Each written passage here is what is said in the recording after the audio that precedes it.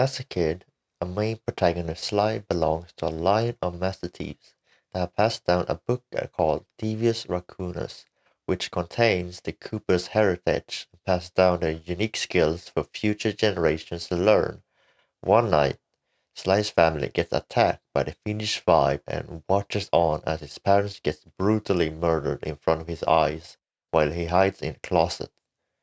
The Fiendish Five steals the pages of the devious Raccoonus, and Sly never gets to inherit his family treasure that night.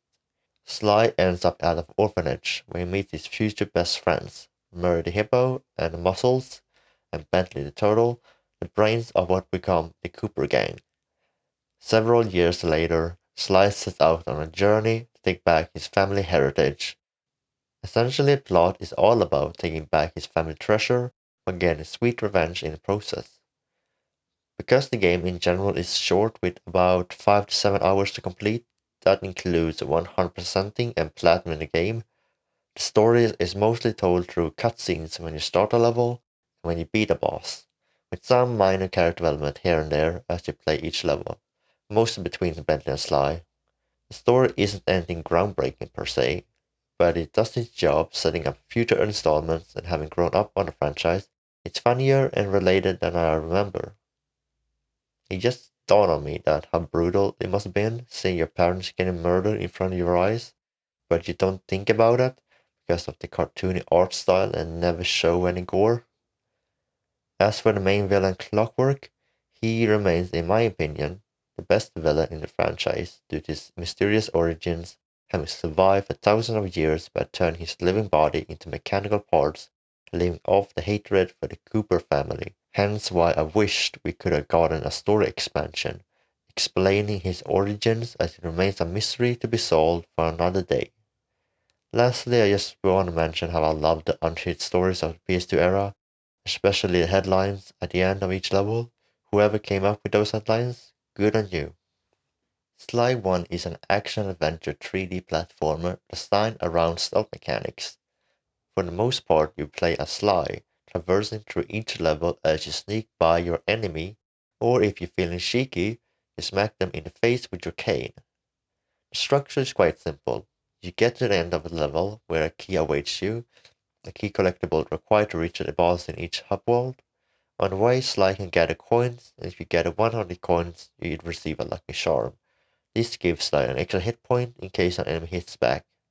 While collecting 100 coins, while having two charms, Sly gets an extra life instead. The other collectible in the game are the clue bottles.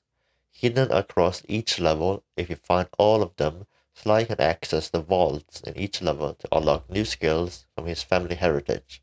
Although, for the majority of the game, you won't be using any of them since they're quite useless, as every enemy dies with one hit anyways. Once you finish a level and unlock the safe, you unlock the Master Thief Sprint, a time trial essentially. If you manage to complete them, you'll access the developers discussing the behind the scenes and how they brought to life to each level. As a kid, I hated doing them, but now as a grown up, they're much easier than I remember. Despite having played the game countless times throughout the years, it never gets old. You'd think that way, but thanks to each level only taking 1 to 2 minutes to complete and changing up the gameplay by adding a kart racer, FPS shooting, and a septic tank minigame, it always keeps your attention, and yeah, it's good. With the PlayStation 2 emulation, the game is easier thanks to enhancements and options. Those are the rewind and save state features that you can toggle on and off using the enhancement option. Since I played it on PS5, it's turned on by automatically, and while on the PS4 version, it's turned off. And while I haven't played myself, countless fans have reported that it's due to the CPU limitation, as I've heard people complaining. The game runs 10% faster for reasons that's beyond my technical knowledge. Anyhow, with the rewind feature, the game has never been easier, as you can easily rewind any mistakes you made and act as if it never happened. Does this game have a platinum trophy? Yes, it does, but unlike what I initially thought it was going to be an exact same trophy list as the PS3 version, this version of Sly 1 brings a new set of trophies that, in my personal opinion, is better and slightly more challenging, adding more replay value. Even 22 years later, Sucker Punch introduction to PS2 with Sly 1 remains a timeless classic that stands the test of time even with its blocky character models and short story. I know some fans wish the PlayStation and PlayStation conversions added the option for widescreen, 4K resolution, and 60 FPS to become the definitive edition to play, but I argue that Sly 1 doesn't need those features because its short runtime of 5 to 7 hours, you finish the game before you can say cheese. That's to say, Sucker Punch did an amazing job designing the levels and enemies that you don't have to rely on 60 FPS to make them feel good, because it already does just with 30 FPS.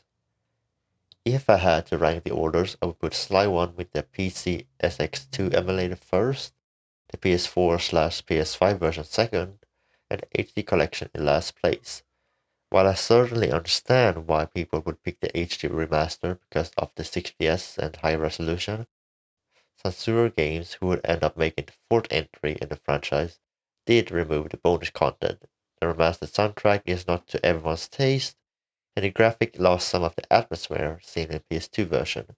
Overall, I'm satisfied with the emulation, and I love that PlayStation is slowly embracing its PS2 mascots, and I hope Sly 2 and Sly 3 come to PlayStation stores sooner or later.